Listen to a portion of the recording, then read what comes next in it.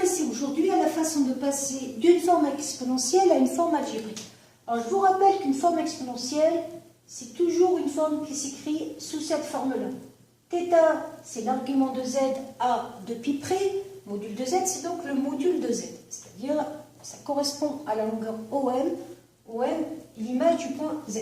Géométriquement, je vous rappelle que cette forme-là provient donc du fait que ici, on a placé le point M, image relatif à la fixe, que la longueur OM, c'est le module de z, et θ, c'est un argument de z, donc c'est cet angle ici, à 2π près. Donc je vais prendre un premier exemple, on va dire que z s'écrit sous la forme de EI π sur 3.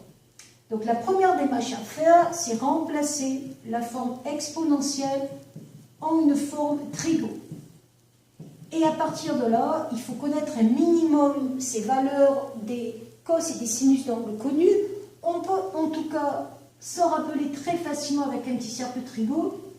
Pi sur 3, je suis ici.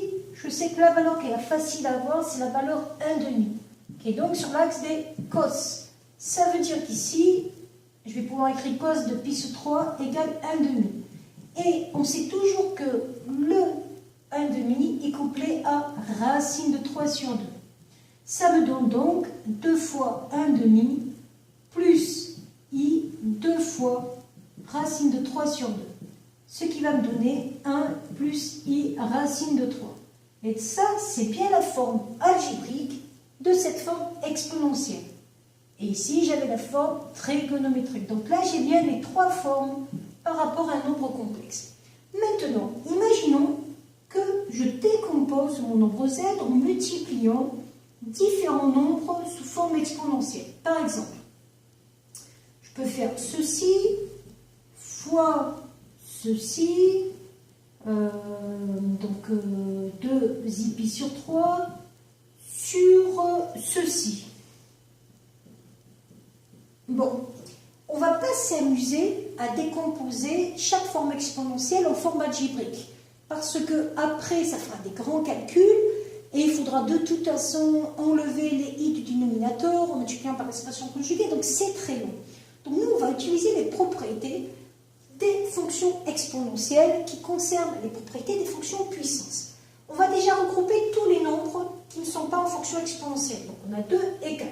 Bon, on pourrait imaginer que là j'ai un nombre aussi, bon, j'en mets pas, mais ça serait la même chose. Donc je regroupe déjà 2 fois 4. Fois, je vais utiliser les propriétés des fonctions de puissance. Donc exponentielle fois exponentielle, ça me fait ajouter les puissances. Donc je vais arriver à EI, facteur de 2π sur 3, plus π sur 3. Bon, je ne l'ai pas mis dans le même sens, donc 2π sur 3, plus π sur 3. Et en bas, on va réécrire EIπ sur 6.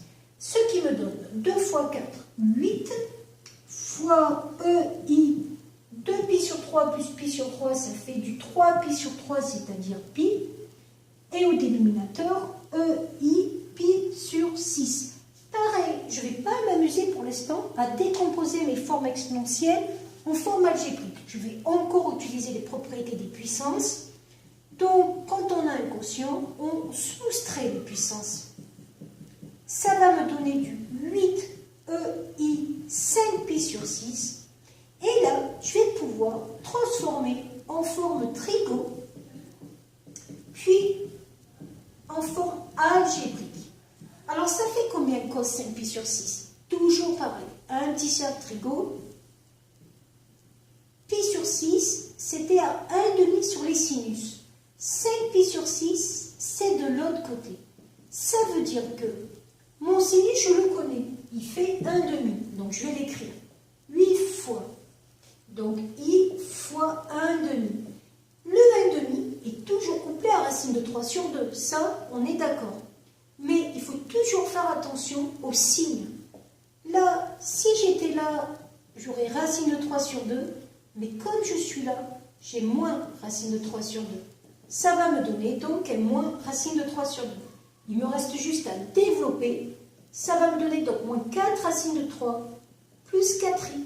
Et là, vous voyez qu'en utilisant les puissances, c'est beaucoup plus rapide de tomber sur la forme algébrique